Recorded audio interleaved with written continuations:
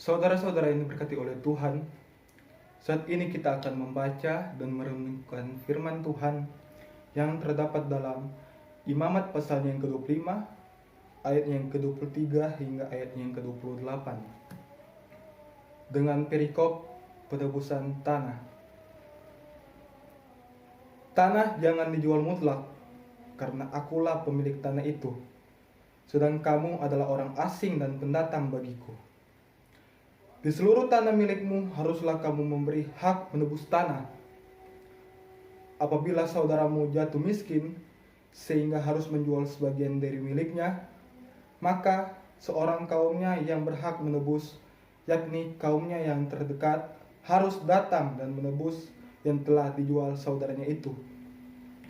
Apabila seseorang tidak mempunyai penebus, tetapi kemudian ia mampu, sehingga didapatnya yang perlu untuk menebus miliknya itu, maka ia harus memasukkan tahun-tahun sesudah penjualannya itu dalam perhitungan, dan kelebihannya haruslah dikembalikannya kepada orang yang membeli daripadanya, supaya ia boleh pulang ke tanah miliknya.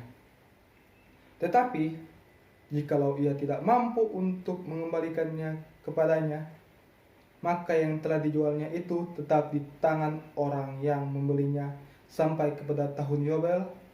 Dalam tahun Yobel, tanah itu akan bebas dan orang itu boleh pulang ke tanah miliknya. Sampai di situ pembacaan kita.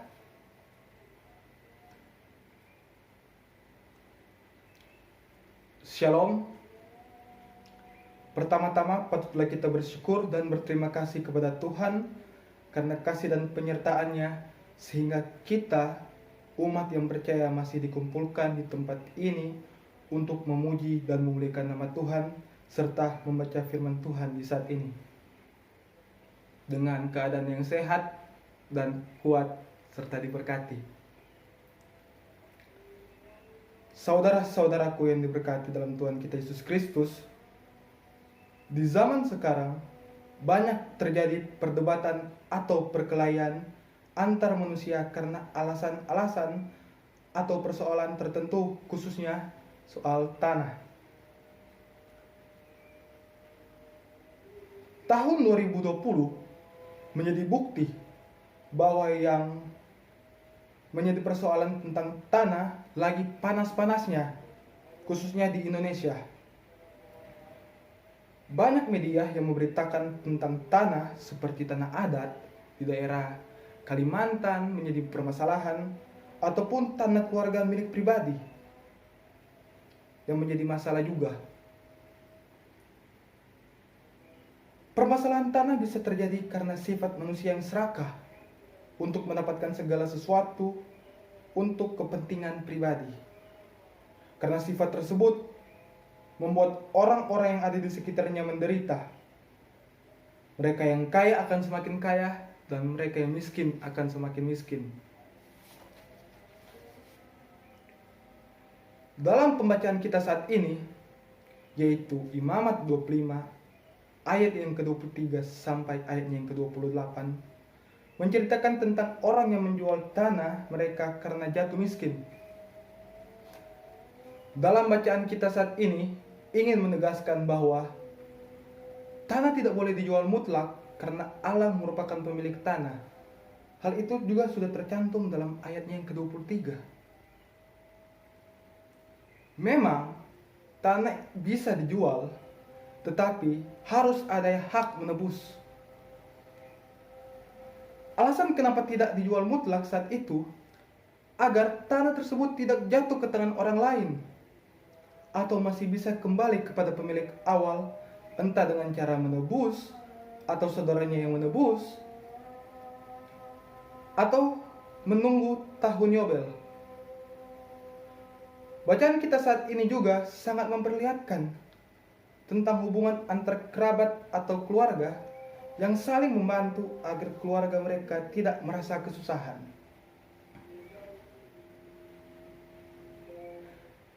Saudara-saudara yang terkasih, hubungan antar keluarga saat itu sangatlah erat. Yang saya maksudkan adalah pada zaman di pembacaan kita saat ini, yaitu dalam Imamat pasal 25 ayat 23 hingga ayat yang ke-28. Permasalahan tanah pun menjadi urusan bersama pada zaman itu. Di zaman sekarang, kita bisa melihat bahwa hubungan keluarga itu mulai menghilang ketika diberhadapkan dengan masalah tanah. Karena tanah, orang-orang rela membunuh keluarga mereka sendiri. Semuanya itu mereka lakukan hanya demi kepuasan mereka sendiri. Mereka lupa bahwa tanah tersebut bukanlah milik mereka seutuhnya, melainkan hanya sekedar pemberian dari Allah supaya mereka bisa hidup di dunia ini dengan mengelola tanah tersebut. Kita juga tidak perlu melihat di berita, lihatlah sekeliling kita. Mungkin permasalahan tanah yang menghancurkan keluarga itu ada dalam keluarga kita sendiri mungkin, ataupun ada di sekitar kita, mungkin kepada teman-teman kita yang merasakan, ataupun tetangga kita juga merasakan permasalahan tanah tersebut. Penjualan tanah di zaman sekarang juga kadang-kala harganya sangat tidak masuk akal. Selain harga yang tidak masuk akal, sering juga terjadi penjualan tanah yang tidak ada sertifikat tanahnya. Hal seperti inilah yang sering menjadi permasalahan di zaman sekarang.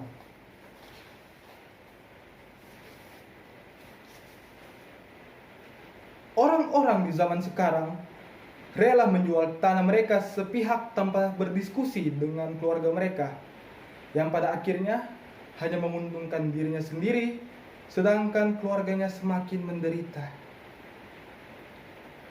Selain itu, sekarang banyak juga tanah-tanah yang digunakan secara ilegal supaya mereka dapat keuntungan yang besar, dan pada akhirnya warga yang ada di sekitar tempat tersebut tidak mendapatkan untung.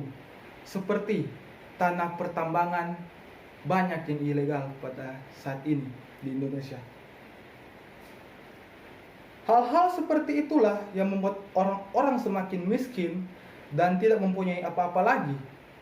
Sikap-sikap manusia yang seperti ini pada akhirnya menentang perintah Allah untuk hidup kudus.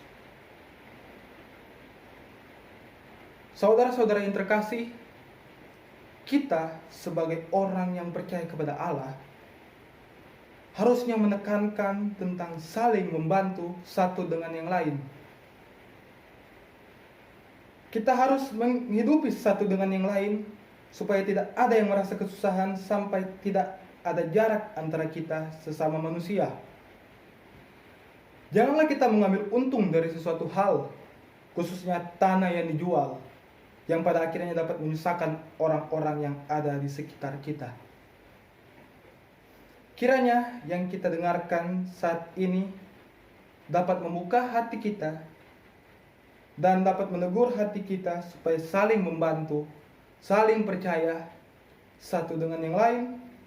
Kiranya juga tanah yang diberikan Allah kepada kita dapat kita kelola dengan maksud untuk saling menopang keluarga kita dan sesama umat manusia. Semoga demikian. Mari kita sama-sama katakan amin.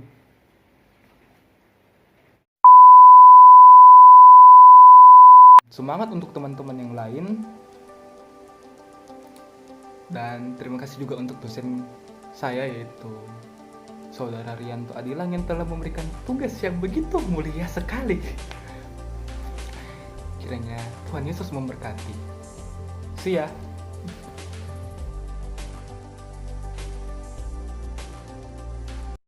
Aduh, sungguh mati. Lah, asih jam 3, jam 4 pagi.